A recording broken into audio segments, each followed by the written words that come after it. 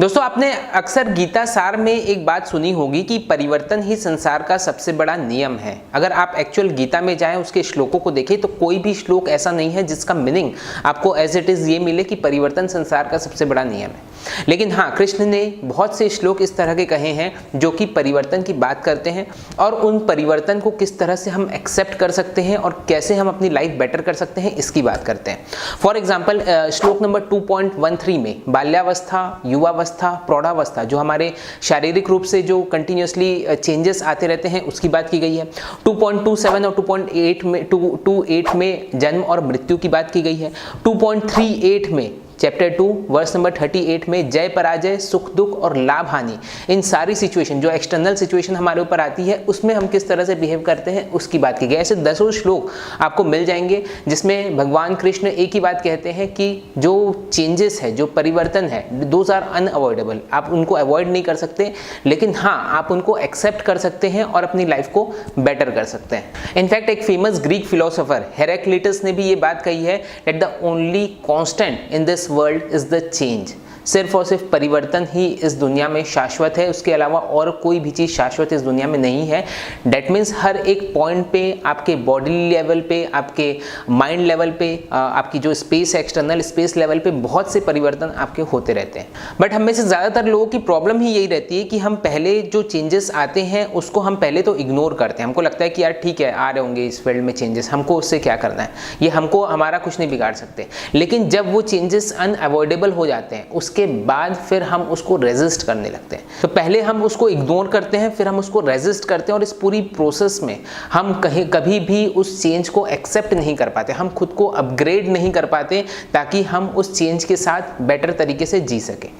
दोस्तों, आपने बहुत से ऐसे एग्जाम्पल्स देखे होंगे जो अपने खुद को अपने बदलते हुए इकोसिस्टम के साथ जिन्होंने नहीं बदला और वो आज की डेट में एक्सटिंग्विश हो गए, खत्म हो गए।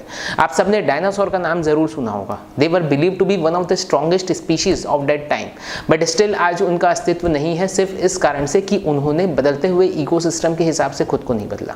रीसेंट एग्जांपल अगर मैं आपको दूं तो नोकिया का नाम आप सबने सुना होगा, जो कि मोबाइल मैन्युफैक्चरिंग कंपनी की लीडर थी, बट आज की डेट में उसका नाम कहीं पर नहीं है। क्यों? क्योंकि उन्होंने जब स्मार्टफोन की टेक्नोलॉजी बहुत तेजी से आ रही थी, उस समय उन्होंने खुद को नहीं बदला।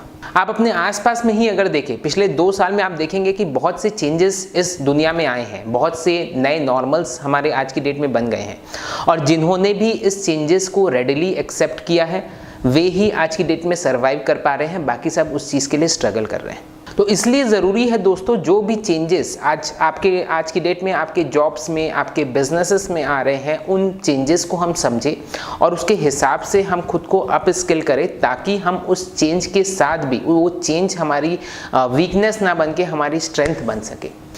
इनफैक्ट आप अगर कृष्ण की लाइफ देखें तो मैं नहीं समझता उससे ज़्यादा परिवर्तन किसी भी इंडिविजुअल की लाइफ में आपको देखने मिलेगा। एक ग्वाले का बच्चा जिसको कोई बहुत ज़्यादा स्किल्स नहीं थी राजपाट रन करने की, वो किस तरह से द्वारकाधीश बना। अगर आप कुछ सेकंड के लिए ये भूल जाए कि वो भगवान थे, तो कोई भी एक इंडिविजुअल को क्या कुछ नहीं सीखना पड़ता है एक राज्य चलाने के लिए। वो सारी स्किल्स उन्होंने एक्वायर की। ऐसा नहीं कि वो भगवान थे इसलिए सारी स्किल्स उनके पास आ गई। वो अपने गुरु के पास गए, वहाँ से शिक्षा ग्रहण की। काफ़ी सालों तक वो अपने नाना जी के साथ मथुरा में काम किए, उनके अंडर में काम किए कि किस तरह से राजपाट चलाया जाता है। और फाइनली जब वो पूरी तरह से कॉन्फिडेंट हो गए कि अब मैं अच्छे से राज्य चला सकता हूँ, तब उन्होंने द्वारका की नगरी बसाई। और उसके बाद भी उनकी लाइफ में कंटिन्यूसली चेंज आते गए। बहुत बड़ा महाभारत का युद्ध उन्होंने जिताया।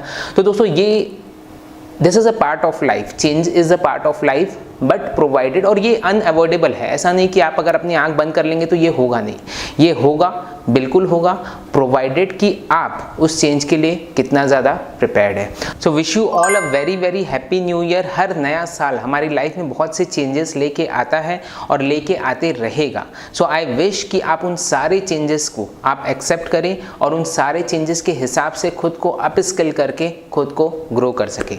Thank you so much.